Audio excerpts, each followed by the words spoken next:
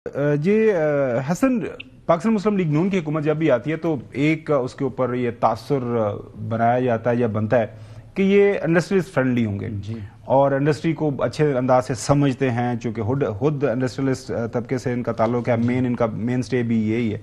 क्या वजह है कि अब 2022 से लेकर हम 2025 के अंदर हैं, इंडस्ट्रियल सेक्टर, वो लार्ज स्केल मैन्युफैक्चरिंग सेक्टर हो, जो एमएसएम हो, इसी तरह स्मॉल स्केल हो, वो पीछे की तरफ जा रहा है। और मतलब औरंगजेब साहब, फिर शहबाज शरीफ साहब, बाकी भी काफी लोग मौजूद हैं। नहीं, इसमें पेट्रोल मिनिस्ट्री को भी आप इन्वॉल्व करें कि गैस भी जो एलएनजी आ रही है वहां से भी इनको सप्लाई की जा सकती है। दुनिया में जो इंडस्ट्री है वो ज्यादा तो गैस पर चलती है ना, डोमेस्टिक यूज के लिए तो गैस नहीं दी जाती। गैस तो ज्यादा ममालिक में सिर्फ इंडस्ट्री को ही सप्लाई की जाती है और डोमेस्टिक के लिए लोग बिजली इस्तेमाल करते हैं। क्यों नहीं बेहतर तरीके से? देखिए, ये तो हमारे यहाँ कुछ चीजें इसी तरह चल रही हैं, बड़े अरसे चल रही हैं। देखिए, हमारी एक तो जो कॉटन की फसल है उसकी पैदावार भी कम हुई है और जो कॉटन हम प्रोड्यूस कर रहे हैं उसकी क्वालिटी भी अब वो नहीं रही। पहले हमारी जो कॉटन थी बहुत फाइन कॉटन थी, लेकिन जब वो अपना जो सीड है वो ज्यादा बेहतर कर चुकी है दुनिया और हम वहीं पर फंसे हुए हैं। तो ये दो तीन चीजें भी फैक्टर पे आ रही हैं। सेकंड, हमारी इंडस्ट्री, जिस तरह इंडिया की इंडस्ट्री थी कॉटन की, वो ग्रो की, गवर्नमेंट ने सब्सिडीज दी उनको, फिर लोगों ने सब्सिडीज को मिस यूज नहीं किया और वो तरक्की कर गए।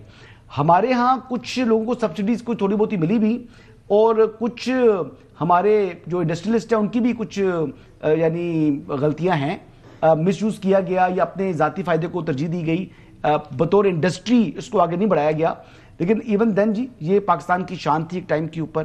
पाकिस्तान जो है वो दुनिया की एक बेहतरीन कॉटन की इंडस्ट्री समझा जाता था और कॉटन पाकिस्तान की काफी बेहतर थी। आज तो हम सिर्फ इजिप्शियन कॉटन का नाम सुनते हैं, जो कि क्वालिटी में उसकी जो चीजें हैं वो खास। बिल्कुल सही।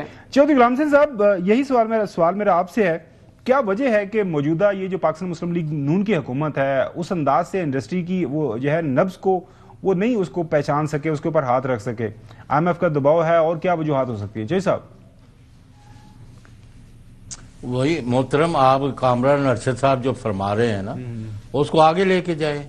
आप अपने नुमाइंदे से बात करें फैसलाबाद कि वहाँ कौन सी इंडस्ट्री बाकी रह गई है, तमाम की तमाम बंद हो चुकी हैं और बहुत सारे लोग यहाँ से अपना सरमाया और अपने एसेट बेच बाच कर मुल्क से बाहर जा रहे हैं।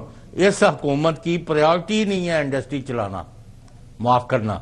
ये अभी कामरान अरशद साहब जो है उनसे भी आप पूछ लें कि यानी इंडस्ट्रियलिस्ट के जो रिप्रेजेंटेटिव्स हैं, चैम्बर्स हैं, दूसरी बॉडीज हैं, इनके साथ मुल्क में इकनॉमिक एक्टिविटी जनरेट करने के लिए कितनी मीटिंग हुई, कितनी मराद देने का वादा हुआ, कितनी पर अमल हुआ।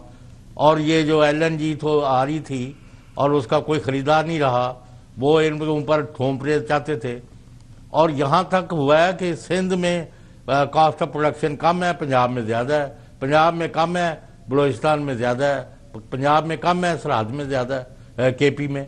तो भाई कामरान अरशद साहब से मैं ये दो टोक सवाल करूंगा कि अगर आज आपको प्राइम मिनिस्टर और सदर या वज़रा और सारी सूबाई और मरकजी हुकूमतें आपसे कहें जी 1 2 3 क्या चीजें की जाए जैसे आपकी एक्सपोर्ट डबल और इंपोर्ट नीचे और इकोनॉमिक एक्टिविटी जनरेट हो, 1 2 3 करके हमें अपने बिल्कुल ये बताइएगा आपको भी और हमें भी। बिल्कुल सही। हसन, आपकी सवाल करना चाह रहे?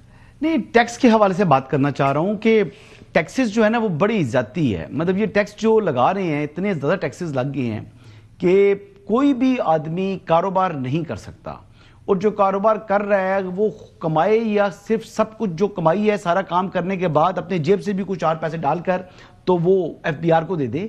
ऐसे नहीं हो सकता, ऐसे कारोबार नहीं हो सकता। ऐसे लोग जो है वो अपना सरमाया यहां पर इन्वेस्ट नहीं करेंगे। और जहां तक बात है कि नकल मकानी लोग बाहर कर जाएंगे, अपना जो बिजनेसमैन है ना वो सबसे ज्यादा इनसिक्योर होता है, उसने अपने सरमाए को का तहफ़्फ़ुज़ करना है। वो पागल है कि पैसे उठा के जनाब सारे कमाई भी ना और उनके वो काम भी करता रहे और पैसे उठा के सारे FBR को दे दे। उनको कुछ इंसेंटिव होगा तो फिर बिजनेस कम्युनिटी पैसा भी निकालेगी।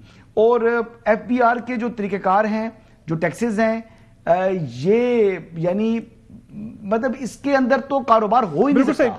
हसन, आज एक और खबर छपी हुई है उसके अंदर ये बताया जा रहा है कि जो सिविल इंतजामिया के जो अखराजात है, लीड स्टोरी छपी हुई है, वो ये है कि वो 13% जो है बढ़ गए हैं, 161 बिलियन पे चले गए हैं। पेंशन बिल जो है 125% पिछले 5 साल में बढ़ गया है।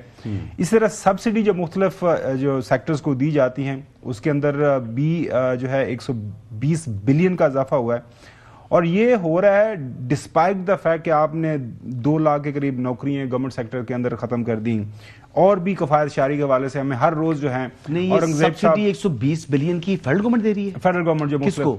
ये डिफरेंट सेक्टर्स को नहीं देते यार, ये आपने देखा गैस सेक्टर, वो मुख्तलिफ का नाम ले जी, यहाँ पर आप कर्जे पर IMF से कर्जे लेकर जनाब मुल्क चला रहे हैं, तो सब्सिडीज देनी है तो फिर उनको दें जिनको देने की जरूरत है। टेक्सटाइल को ये इधर सब्सिडी किसके पास जा रही है? जब मैं ये देखता हूँ कि हमेशा शुगर और सब्सिडी ले जाते हैं, हमेशा बोले जाता है, और बेसिकली उनका बूम कर रहा है काम, और उसके बाद वो सब्सिडी बोले जाते हैं, यानी जो अमीर है उसको देने में इनको प्रॉब्लम नहीं होता, और हर दौर के अंदर। साहब आपकी बात 100% दुरुस्त है।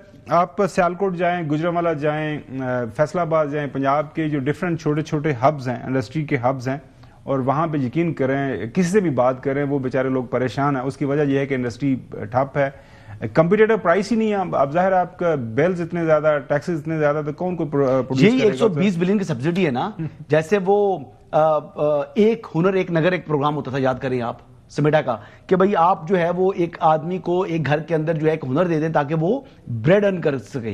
इस तरह की सब्सिडी दें तो आपको बात समझ आती है। उनके कोई मतलब जो है ना, आप पॉलिटेक्निकल इंस्टीट्यूट्स बनाए जिनके अंदर उनकी ट्रेनिंग हो, लोगों को कारोबार अपना जरिया मौज जो है वो मतलब अपने लिए वो कमा सके। यहां पर तो अजीब ही मतलब बड़े बड़े अमीर